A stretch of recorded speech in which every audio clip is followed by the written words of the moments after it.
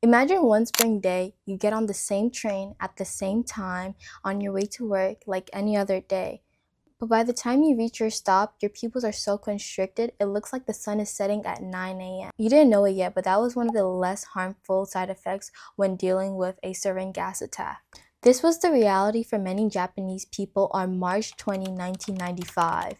It followed the Tokyo Metro lines that included the Marunouchi, Chiyoda, and Hibiya lines. The culprits being none other than the members from the Aum Shinrikyo cult. And the worst part, over 1,000 passengers were injured, with many of them still facing side effects till this day, and 14 deceased, including station workers who were on duty at the time. Before reading Underground by Haruki Murakami, I never heard about the gas attack or the cult, so reading this was very eye-opening. It's one of those books that really open your eyes, and it also made me realize that evil exists in every culture and you never know how truly lucky you are. Also kind of made me a little paranoid to go on the subways now, because this is how I look every single time I'm like taking the train and I see someone suspicious or just like a plastic bag.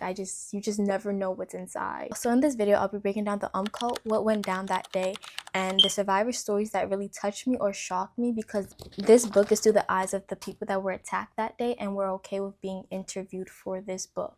The Shinrikyo cult. The founder of this religious doomsday cult was none other than Shoko Asahara, formerly known as Chitsu Matsumoto. The cult emerged in 1986 with a mix of Buddhism, Hinduism, and later on Christianity. In 1989, the cult was recognized legally as a religion, claiming to have more than 10,000 members in Japan and overseas. The name actually means Aum Supreme Truth Religion. As it kept on expanding, there was a desire to gain political control. In the upcoming elections, Asahara and 24 other cult members ran for office but failed to win.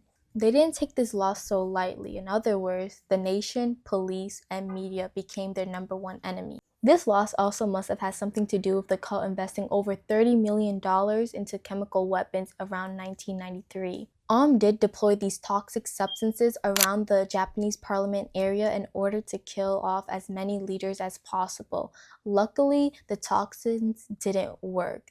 However, not too long after, his inner circle did start working on creating sarin gas, which was a nerve agent developed by the Nazis. Unlike the other toxins that didn't work, this one did. On June 27, 1994, Aum carried out an experimental sarin gas release in Kita Fukushi district of Matsumoto. Hundreds of people suffered from disabilities, some long-term, and 7 died. What's even crazier is that the police blamed it on a local farmer for mixing chemical fertilizer incorrectly.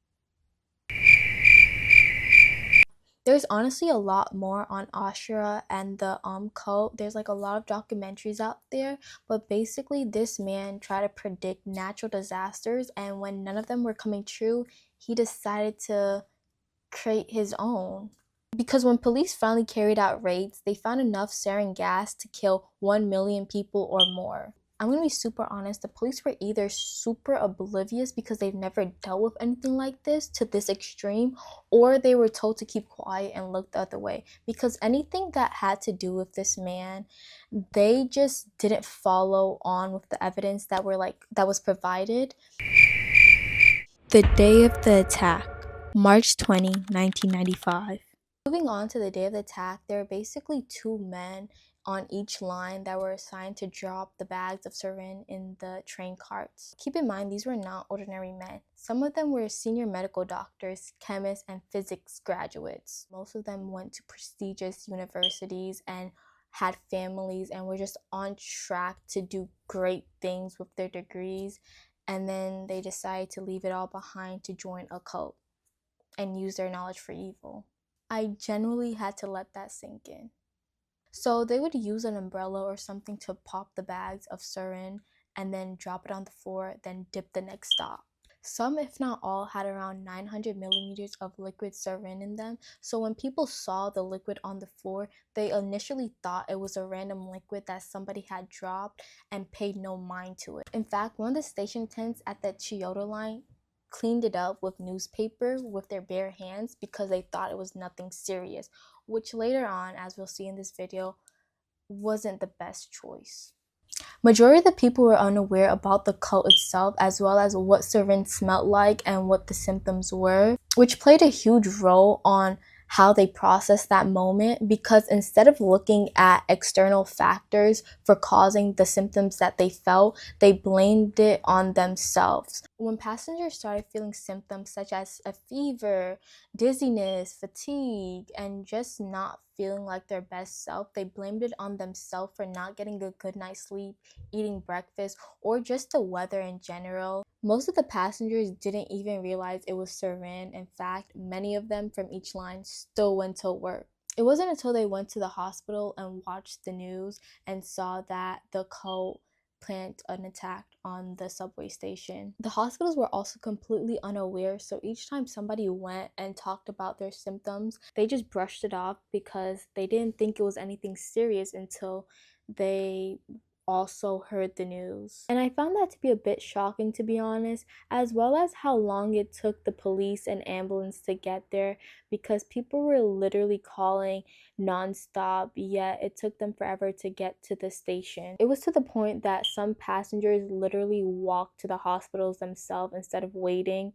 And I remember one of them using a news reporter's van to get the senior station master Takahashi and the station attendant Hishinuma to the hospital because they were taking so long and they were in critical conditions, and because of that, sadly, they did pass away. If the ambulance didn't take so long, would they have made it? I'm not sure, because their condition was really critical. They were having seizures and going in and out of consciousness because they were the line that used the newspapers to remove the sarin gas from the carts, and they did it with their bare hands without realizing what it was. So I do think that played a role on why they were in such a critical condition. That day was full of chaos, confusion, and panic for everybody. The survivors. I think what's really surprising, though, at the same time not really because of the culture, was some of the survivors didn't hold on to the rage they felt for the cult members. Yes, they felt rage in the moment, but they came to terms with it in a way. Some of them, of course, didn't, or others just varied where their rage went towards the cult. Nonetheless, they wanted justice to be served, and it was, because 4 out of 5 of the cult members were executed, including the leader, and one of them didn't get executed. They got life in prison instead because they confessed earlier on about what happened that day and all the plans. All the survivor stories really stuck with me, though, because although they were in the same car in the same moment, they all processed it differently. They all had to process life after the attack differently. What's really interesting to think about, though, is their lives before the attack. Like, some of them just got out of a fight with their partner, they just started a new job, they just quit their job, like, it was their birthday, it was just like they had a whole life before the attack. And so whatever happened before the attack also shaped the way they process the attack itself. And I was so relieved when I was reading the book that these passengers had a support system. I was so relieved to know that their partners or their family members were there for them through everything to help them get better and move on from this like traumatic event, and just like be patient with them. I think patience really played a huge role in recovery for many of these people. The workplaces and companies these survivors worked for were understanding and accommodated to the survivors instead of rushing them back to work or making them do something that was very hard to do after the attack, because most of them worked with like computers, and after the sarin gas attack their eyesight got really bad, so it was hard to like stare at like the screens for a very long time without getting a headache or straining their eyes. So knowing that a lot of these workplaces try to accommodate for that was like a relief to know that they aren't like suffering so much. Like I just felt really bad. Like, just one thing could change your complete life afterwards. Like, just crazy. And some of them were like, and I remember one of them was already struggling financially. So when I read that their eyesight got affected, I was just like, oh my God. Because like, what are they supposed to do now, you know? Off the bat, I think about this one commendable survivor who took control of the situation and tried to get everyone help.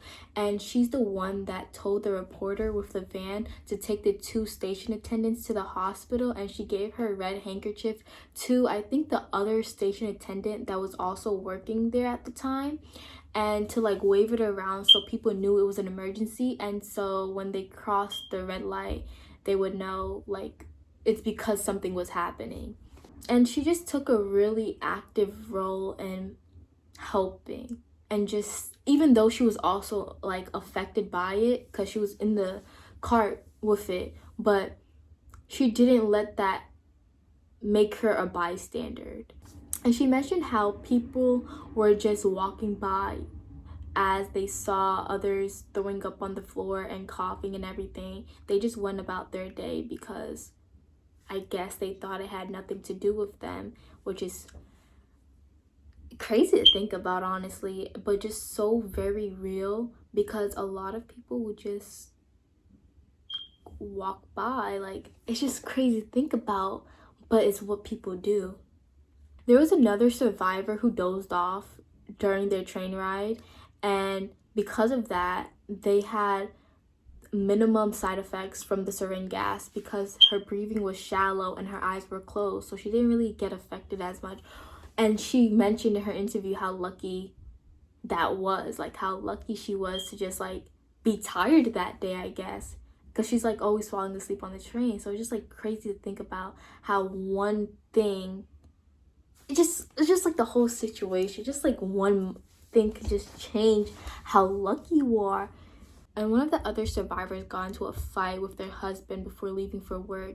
And after that day, they never fought again, because I guess it really put into perspective of how one day might be your last. And there's the impact of this whole attack. Survivors have PTSDs, and how survivors have PTSD and nightmares, or just was scared to go outside after the attack, let alone take a train again.